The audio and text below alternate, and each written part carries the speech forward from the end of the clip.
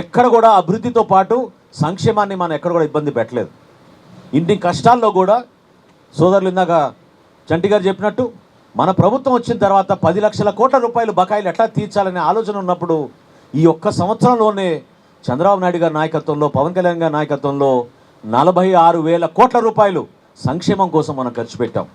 46,000 కోట్ల రూపాయలు ఖర్చు పెట్టాం. ప్రతి నెల ఎవరిని కూడా ఇబ్బంది పెట్టకుండా ప్రతి కుటుంబాన్ని ఆదుకునే విధంగా మనం ఈ కార్యక్రమాలు చేసుకుంటూ వస్తున్నాం. ఏ విధంగా తల్లికి వందనం చేసామో మీరు చూశారు. ఆ రోజున గత ప్రభుత్వంలో కుటుంబాల్లో ఒక బిడ్డకి ఇవ్వడానికి ఎన్ని ఇబ్బందులు పెట్టారో మీరు చూశారు. ఎన్ని రకరకాలుగా బట్టలు నొక్కేసాం, కార్యక్రమాలు చేసేసామని చెప్పి ప్రజల్ని మభ్యపెట్టడానికి వాళ్ళు చేసిన ప్రయత్నం మీరు చూశారు.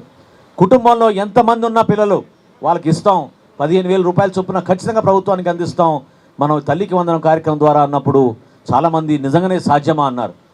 కానీ ఏ స్థాయిలో మనం ఇచ్చామో ఈ రోజున మీరు చూస్తున్నారు. మొన్న చంద్రబాబు నాయుడు గారు ప్రతి సందర్భంలో చెప్తూ ఉంటారు, ఒక కుటుంబంలో అయితే 7 పిల్లలున్న ఆ తల్లికి కూడా 15,000 రూపాయల చొప్పున మనం అందించగలిగాం. రాష్ట్ర వ్యాప్తంగా ఎవరిని కూడా మేము రాజకీయ కక్షతో చూడం, అభివృద్ధి కోసం చూస్తాం. అభివృద్ధితో పాటు సంక్షేమం చేస్తేనే ఈ కుటుంబాలు ఉన్నత స్థాయికి చేరగలుగుతారని నమ్మకంతో చేస్తున్నాం మనం ఈ కార్యక్రమం.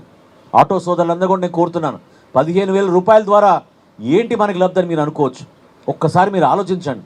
ఈరోజు చేస్తున్న అనేక సంక్షేమ కార్యక్రమాల్లో మీకు ఒక పర్టికులర్గా గుర్తింపు వచ్చింది. కులాలతో సంబంధం లేదు. ఎందుకంటే చాలామంది మీలో చాలామంది బ్యాక్వర్డ్ క్లాసులు ఉన్నారు, ఎస్సీలు ఉన్నారు, ఎస్టీలు ఉన్నారు, ఓసీలు ఉన్నారు. ఆ కుటుంబాలను ఎట్లా ఆదుకుంటున్నాం. ఎందుకంటే 2,712 కోట్ల రూపాయలు ప్రతి నెల 1వ తారీఖున నగదు రూపంలో వాళ్ళ ఇళ్ళకి వెళ్ళి 11 మన అధికార యంత్రాంగం అద్భుతంగా పంపిణీ చేస్తున్నారు.